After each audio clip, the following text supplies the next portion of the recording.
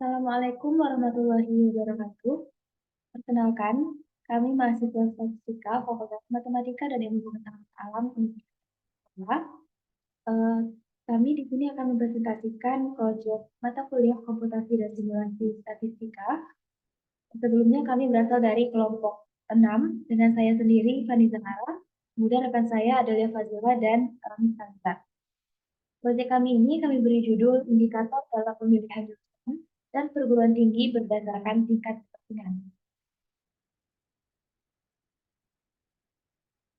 Pada penelitian ini, kami menggunakan data primer yang diperoleh dari survei terkait indikator dalam pemilihan jurusan dan perguruan tinggi berdasarkan tingkat kepentingan, yang mana responden yang menjadi sasaran survei ini merupakan mahasiswa aktif jurusan Statistika Fakultas MIPA Universitas Sekolah angkatan 2020, 2021, dan 2020. Kuesioner ini terdiri dari dua bagian. Yang pertama yaitu identitas responden, kemudian indikator yang menjadi topik utama dalam survei ini. Terkait identitas responden, kami mengajukan 5 pertanyaan. Yang pertama yaitu email, kemudian nama dari responden, lalu usia responden, yang mana usia ini kami memberikan rentang usia dari 20 tahun, kemudian 21 hingga 22 tahun, dan terakhir lebih dari 20 tahun. Berikutnya yaitu jenis kelamin, dan yang terakhir adalah angkatan 2020, 2021, dan 2022. Pada bagian yang kedua terkait indikator, di sini kami ada memberikan 10 pernyataan terkait indikator yang dapat menjadi pertimbangan dalam memilih jurusan dan perguruan tinggi. Yaitu yang pertama akreditasi perguruan tinggi, lalu akreditasi jurusan atau prodi, tingkat popularitas perguruan tinggi, hingga yang terakhir adalah adanya teman yang memilih perguruan tinggi. Untuk menjawab pertanyaan di bagian yang kedua, kami menggunakan skala Likert 5, yang mana pada 5 poin ini dari sangat tidak perlu hingga sangat perlu. Selanjutnya, setelah kami melakukan survei, data yang diperoleh dari survei tersebut, karena merupakan data ordinal, maka data tersebut kami rubah menjadi data interval dengan menggunakan metode MSI pada Excel. Itulah hasil pada slide. Berikutnya, setelah kami memperoleh hasil survei, kami juga melakukan analisis deskriptif dari kedua bagian dari kuesioner kami tersebut. Yang pertama yaitu terkait identitas responden. Di sini untuk usia responden, terlihat bahwa mayoritas responden yang yang mengisi survei ini merupakan responden berusia 19 sampai 20 tahun. Sebanyak 40%. Lalu yang berusia 21 hingga 22 tahun sebanyak 6 responden. Kemudian, responden yang terlibat dalam survei ini 90% merupakan perempuan, sedangkan 10% lainnya adalah laki-laki. Lalu, angkatan dari responden itu sendiri mayoritas merupakan mahasiswa aktif jurusan statistika angkatan 2021. Terlihat pada bar chart bahwa angkatan 2020. Terlihat pada bar chart bahwa angkatan 2020 menduduki posisi tertinggi sebanyak 17 orang responden. Selanjutnya akan dijelaskan oleh rekan saya, Adelia Fazila. Baik, selanjutnya indikator 1. Terlihat pada bar chart bahwa sebanyak 12 responden menganggap agar akreditasi perguruan tinggi itu perlu menjadi pertimbangan dalam menentukan perguruan tinggi dan jurusan. Bahkan 8 responden lainnya beranggapan bahwa indikator akreditasi perguruan tinggi sangat perlu dipertimbangkan, serta tidak terdapat responden yang lebih netral, tidak perlu, bahkan sangat tidak perlu pada indikator tersebut. Selanjutnya indikator 2.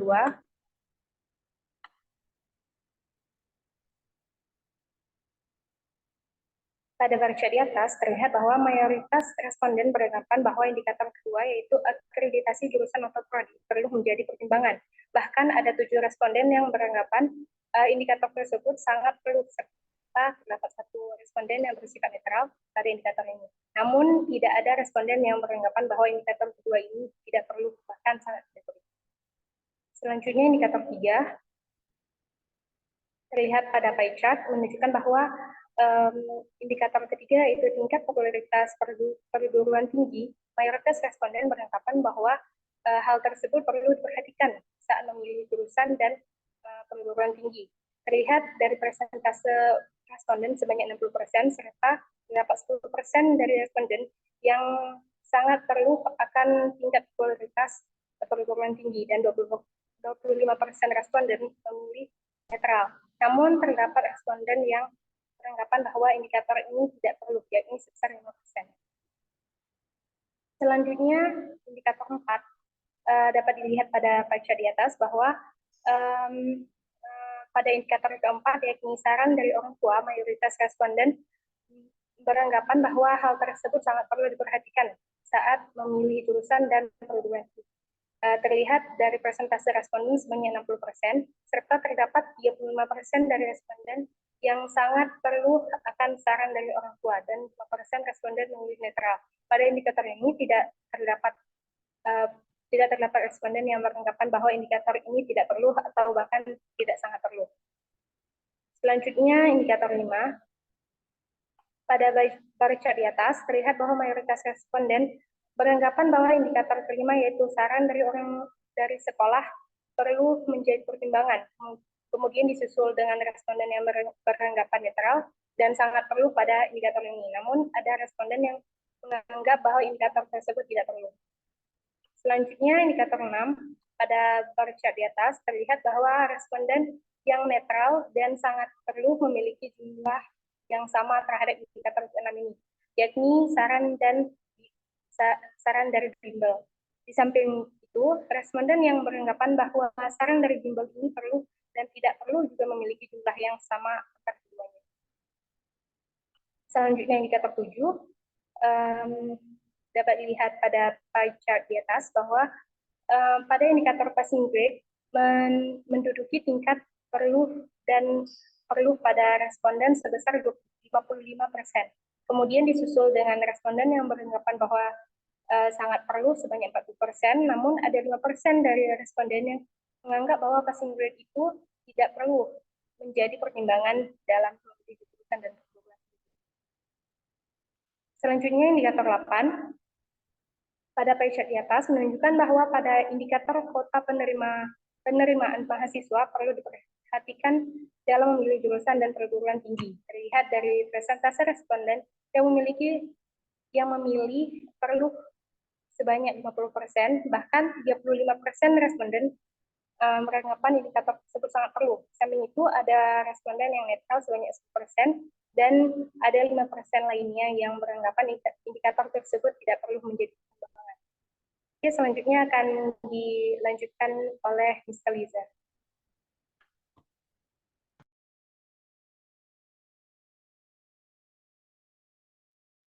Baik, saya akan melanjutkan penjelasan dari indikator 9, yaitu rekomendasi alumni.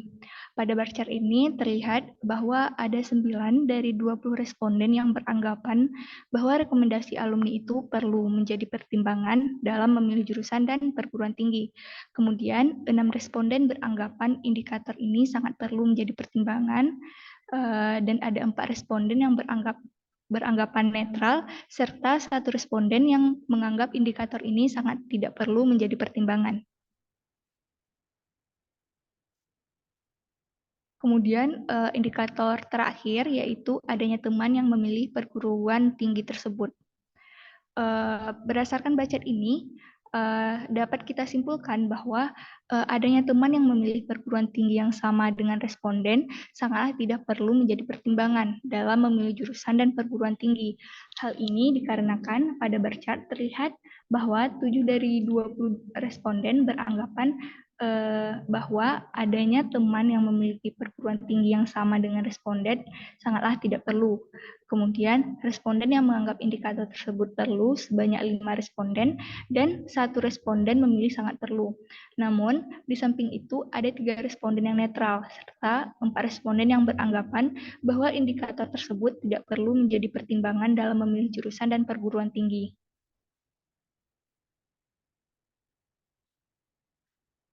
Kemudian kami melakukan bootstrap. bootstrap ini kami melakukan bootstrap dengan menggunakan aplikasi software RStudio. Pertama, kami memanggil data dengan sintaks redalim dengan data hanya memiliki satu variabel yaitu x. Kemudian setelahnya kami melakukan bootstrap. Sebelum melakukan bootstrap, terlebih dahulu kami memanggil software library boot dan ggplot2. Setelah itu kami melakukan bootstrap pada data baru yaitu data rata dengan enrow yaitu jumlah baris atau amatan sebanyak 1000, di mana data ini hasil dari resample dari data scoring yaitu 1 sampai 20 dengan menggunakan data X. Kemudian didapatkan hasil bootstrap. Di sini kami hanya menampilkan data 10 pertama dan 10 terakhir. Kemudian selanjutnya kami melakukan analisis deskriptif dari data hasil bootstrap. Pertama kami melakukan summary data di mana data hasil bootstrap memiliki nilai minimum yaitu 34,55 dan nilai maksimum sebesar 43,42. Sedangkan rata-rata dari data ini yaitu sebesar 39,7 dan nilai kuartil 1 yang diperoleh senilai 38,86 dengan median sebesar 39,69 serta kuartil 3 dari data hasil bootstrap yaitu 40,51. Kemudian setelah mendapatkan summary, kami lanjut melihat histogram dari data ini. Berdasarkan histogram ini, dapat dilihat bahwa kurva frekuensinya mempunyai bentuk seperti lonceng, yang berarti mean, median, dan modus memiliki nilai yang sama. Oleh karena itu, dapat disimpulkan bahwa data hasil bootstrap ini berdistribusi normal. Selanjutnya, kami melihat distribusi dari data dengan normal Kiki plot, di mana berdasarkan Kiki plot ini dapat dilihat bahwa titik-titik menyebar di sekitar garis lurus yang berwarna merah. Terdapat titik-titik yang menempel pada garis dan di luar garis, tetapi titik-titik ini masih mengikuti garis diagonal sehingga dapat disimpulkan bahwa data berdistribusi normal. Kemudian saya kembalikan kepada moderator.